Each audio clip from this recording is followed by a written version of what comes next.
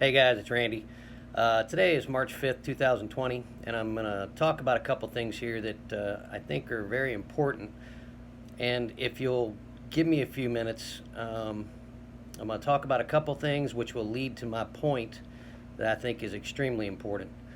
First, I'm going to go back and go back a couple years, and I'm going to talk about somebody I'm going to call Junior, or JR for short.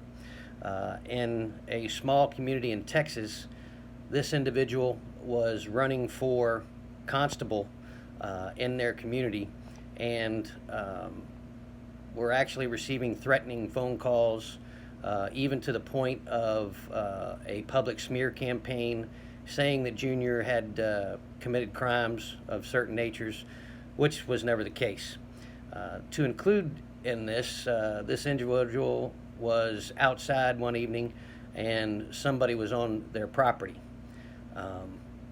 At some point, Junior made contact with a few friends and let them know what was going on, and then a letter writing campaign to the individuals believed to be responsible for these, we'll call them attacks, and attacks on character, and also a little bit of strong arming tactics. Letter writing campaign was started to those individuals. Some information was put inside those letters, and lo and behold, the information that was put in there mentioned closets with skeletons that they might not want made public. And again, lo and behold, the campaign against this individual ceased. I'd like to go back then, and let's go back to February 2018 in Pennsylvania, a certain large city in Pennsylvania. A purported mob boss who was on trial for various alleged crimes actually approached juror number 9 at the elevator and addressed this juror by name. Again, a scare tactic often employed by Mafia types. This juror then proceeded to advise the judge of what happened, and the individual on trial was sharply chastened by the judge. In 2009, similarly, during the trial of a former Gotti member in New York, 2 jurors were dismissed from that jury pool, including one who stated that he was paid a quote-unquote quiet visit by 2 men the night before deliberations started. Again, we've all seen and read the stories about intimidation by mob figures over the years and over the decades. It's a pretty serious matter when you try to intimidate those who are possibly residing or presiding over things that involve you. Sorry about the bug. More recently, the reason I'm going to tie all this in is because Senator Charles Schumer made comments and what I would deem and others would deem direct threats against Associate Justices of the Supreme Court Neil Gorsuch and Brett Kavanaugh. In this statement or threat issued by Mr. Schumer, he said, and I quote, "I want to tell you, Gorsuch, I want to tell you, Kavanaugh, you have released the whirlwind and you will pay the price.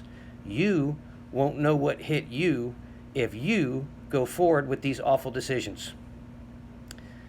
After the uproar that ensued from these comments, Schumer spokesperson Justin Goodman then stated that his boss was, and I quote, "simply addressing Republican lawmakers," insisting Senator Schumer's comments were a reference to the political price Senate Republicans would pay for putting these justices on the court, and a warning that the justices will unleash a major grassroots movement on the issue of reproductive rights against the decision. End quote. What? At what point in that comment or statement by Schumer did he mention Republican senators and or congressmen? He didn't. I will bring up the word you again, and I quote, "I want to tell you, Gorsuch, I want to tell you, Kavanaugh, you have released the whirlwind and you will pay the price. You won't know what hit you if you go forward with these unlawful decisions or awful decisions." again,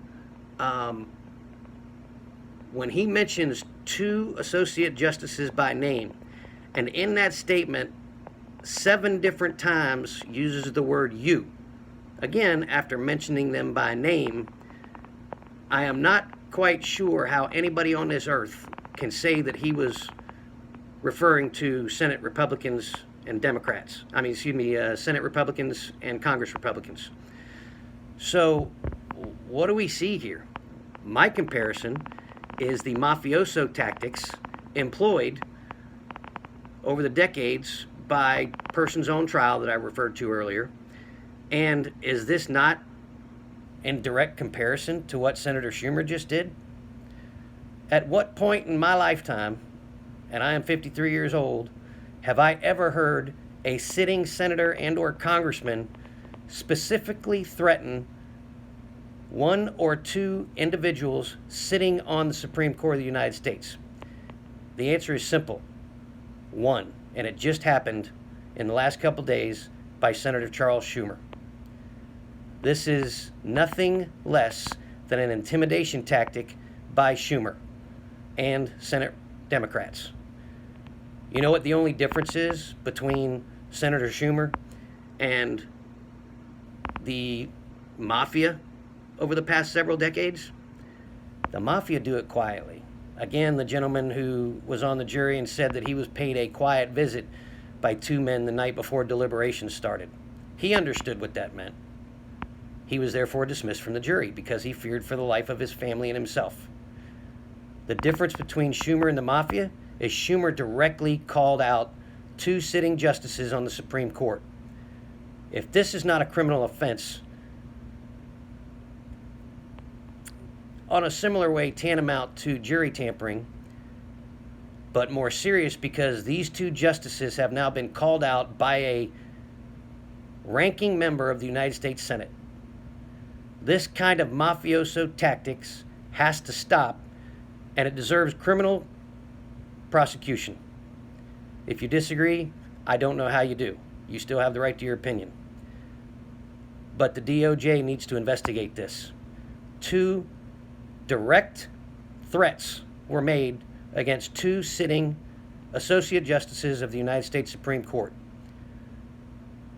Again, the only difference is that when the Mafia does it, they do it quietly. Senator Schumer did it on worldwide and national television. Thanks for your time. Hope you guys have a blessed day. See ya.